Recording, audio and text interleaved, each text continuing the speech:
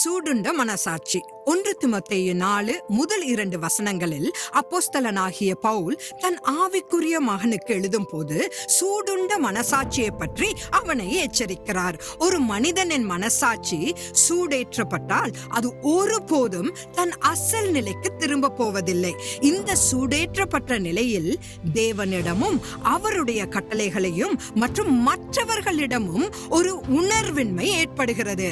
அந்த நபர் தேவனுடைய ஆவியை எதிர்க்க தொடங்குகிறான், மேலும் அவருடைய வார்த்தைகளையும் புறக்கணிக்கிறான்.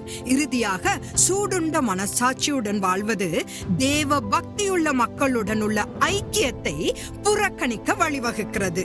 இதற்கு மாறாக 1 தீமோத்தேயு 1:18-19 படி ஒரு நல்ல மனசாட்சியோ பரிசுத்தம், உண்மைத்தன்மை மற்றும் விசுவாசத்திற்கு வழிவகுக்கிறது.